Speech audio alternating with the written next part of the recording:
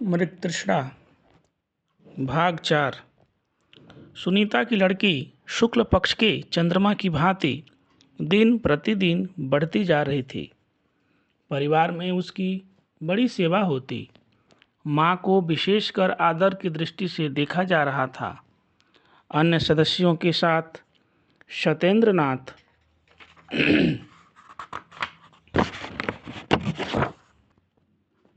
एवं कात्यायनी भी उसकी बड़ी फिक्र करते थे। लड़की का नाम सुमन सर्वसम्मति से रखा गया। धीरे धीरे समय व्यतीत होता गया। सुनीता को इस बीच 2 लड़के पैदा हुए। दुर्देव की कुदृष्टि से दोनों काल कौलित हो गए। घर में पुत्रों के नष्ट हो जाने से मायूसी छाया रहती थी। कात्यायनी पुत्रों की मृत्यु का कारण सुनीता को मानती थी, क्योंकि वह उसके बार बार अस्पताल जाने के खिलाफ थी और मना किया करते थे। उन्हें ऐसा विश्वास था कि इधर उधर की दवा देकर डॉक्टर बच्चों को मार दे रहे हैं। उन्हें सरकारी अस्पताल के डॉक्टरों पर विश्वास नहीं था और न ही डॉक्टरों के द्वारा लगाए जा रहे टीकों पर। सत्येंद्रनाथ कभी तो अस्पताल जाने के पक्ष में रहते हैं तो कभी विरोध में। यद्यपि अस्पताल का खर्च सरकारी था, जो चिकित्सालय स्वयं ही वहन करता था, क्योंकि गर्भधारण से लेकर बच्चे के प्रसव तक की संपूर्ण व्यवस्था सरकार द्वारा चलाई जा रही योजनाओं के तहत होता था। पर समय से टीका लगवाने के लिए कभी सुनीता की सास तो कभी ससुर ले कर जाया करते थे, जिससे थोड़े बहुत पैसे किराए में खर्च हुआ करता, और यह खर्च कभी कभी ज़्यादा ही हो जाया करता, खासकर तब जब ससुर साथ होते, क्योंकि तब सुनीता अस्पताल से लौटते वक्त कुछ अपने लिए शॉपिंग भी कर लेती थी, जिसका पैसा सत्येंद्रनाथ को देना पड़ता था। कभी कभार स्वयं भी देती थी। सास के पास आने पर भी यही बातें हुआ करती थी, पर उस समय सास कुछ नहीं बोलती, पर घर आकर अक्सर तांडव हुआ करता था।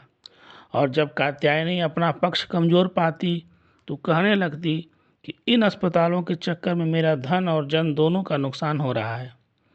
सुनीता यद्यपि कहती भी कि मैं जो सामान खरीदती हूँ वह घरेलू उपयोग के लिए ही है, इसमें अस्पताल एवं टीकों को क्यों दोष देना, आज नहीं तो कल खरीदना ही पड़ेगा। तब सास PhD धारी डिग्री बनकर जवाब देती कि जब अस्पताल जाने की ज़रूरत ही क्या है, जब बच्चा वहाँ भी जन्म लेता मरता और यहाँ भी जन्म लेकर मर जाता। पूरा घर इनकी लड़ाइयों से गुजरता, पर जीत किसी की नहीं होती। बस उदासी और एक दूसरे से मन में शिकायत सदा बनी रहती। भाग 5। सुनीता के पति दिल्ली में एक प्राइवेट फैक्ट्री में काम करते थे। उनका नाम राघवेंद्र नाथ था। नौकरी अच्छी थी, 8,000 से ऊपर पा जाते थे। बड़ी मेहनत करने पर आय से कुछ वृद्धि भी हो जाया करती, पर इन पैसों में ही कमरे का किराया, राशन वाले को देना, पॉकेट खर्च आदि का प्रबंध करना पड़ता था। 4,000 रुपये माह घर भेजते थे, कुछ अपने पास जमा करते थे। कभी कभी 5,000 रुपये भी भेज दिया करते थे। किसी किसी माह हड़ताल आदि के कारण नहीं भी भेजते थे। राघवेंद्र से छोटे 2 भाई और थे, जिनका नाम क्रमशः गजेंद्र और महेंद्र था। इसमें गजेंद्र तो को कुछ ठीक ठाक था, पर महेंद्र 1 नंबर का लुच्चा था। गजेंद्र इंटर की पढ़ाई के बाद खेतीबाड़ी करने लगा था, परंतु महेंद्र अपनी बहन के साथ BA 3य वर्ष में पढ़ रहा था। महेंद्र पढ़ता कम, पर कॉलेज रोज जाया करता था।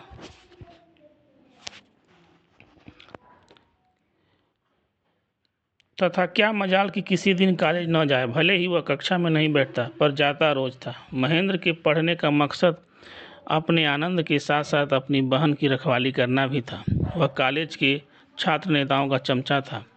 कई बार वह भी छात्र संघ का चुनाव लड़ा, पर जीत न सका, पर हर बार कुछ न कुछ गड़बड़ जरूर कर दिया करता। कॉलेज में वोट पड़ने पर खुद उसकी बहन की वोट उसे नहीं देती। बहन को पता था कि कहीं मेरा भाई जीत गया तो मुझ पर पहरा और कड़ा कर देगा। शिल्पी खुली विचारों वाली लड़की थी, माँ बाप की लाडली। माँ बाप का पहरा इस पर कम था।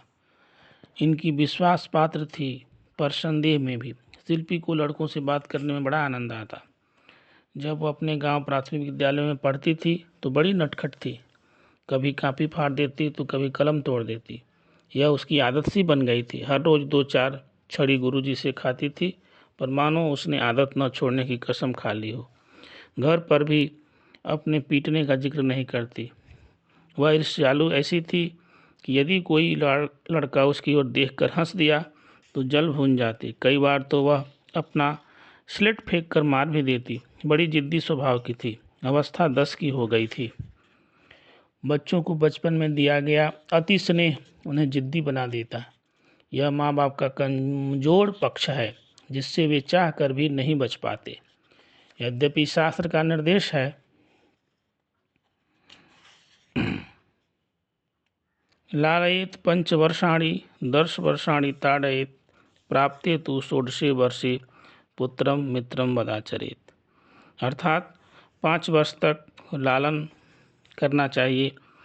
10 वर्ष तक के बच्चों को बीच बीच में ताड़ना भी देना चाहिए, परंतु जब 16 वर्ष का हो जाए तो अभिभावक को मित्र जैसा व्यवहार करना चाहिए। संतान से 5 वर्ष तक प्रायः प्रेम करते हुए आज भी दिखाई देता है। शिल्पी के साथ ऐसा कुछ भी नहीं हुआ। शिल्पी की माँ कात्यायनी स्वयं कभी उसके बचपन को समझ ना सकी। उसकी गलत आदतों को प्रोत्साहित करती जाती। उन्हें क्या मालूम यही आदतें आगे चलकर संस्कार का निर्माण करती। शिल्पी भी इसलिए बचपन में झूठ बोलने लगी क्योंकि उसके झूठ पर माता पिता का अनुमोदन होने लगा। किसी लड़के से झगड़ा करती तो माँ बाप हमेशा उस लड़के में दोष देखते, खुद की संतान में नहीं। इससे भी अगर संतान लड़की है तो दोष उसमें हो ही नहीं सकता, ऐसा मानते थे। वह लड़का बेचारा शिल्पी से स्कूल में पीटता और घर आकर अपने माँ बाप से, क्योंकि उसकी बात पर उसके घर वाले भी विश्वास नहीं करते, बल्कि यही कहते कि तू लड़का है, गलती तूने ही की होगी, क्यों लगता है लड़कियों के मुंह। बेचारा सफाई देता कि मैं तितली देख रहा था। वह जानबूझकर कहने लगी, तू मेरे तरफ बैठी हुई तितली देख। बस इतनी सी बात कॉलर पकड़ ली। मैं लड़का हूँ सोचकर शांत रहा और वह मेरे शांत रहने का फ़ायदा उठाने लगी। अब बताओ मेरी गलती क्या है। माँ बाप समझाकर चुप हो जाते। इधर शिल्पी अपने माँ से कहती कि मुझे तितली के बहाने छेड़ रहा था। मैंने कहा मैं घर कहूँगी तो माँ तुमको गाली देने लगा। तब मैं भी कुछ ना कही, फिर मुझे थप्पड़ मार दिया तो मैंने भी मार दिया, कह कर रोने लगती थी। माता झट से कहती अच्छा किया, फिर खुश हो जाती। यही दिनचर्या बचपन में रही।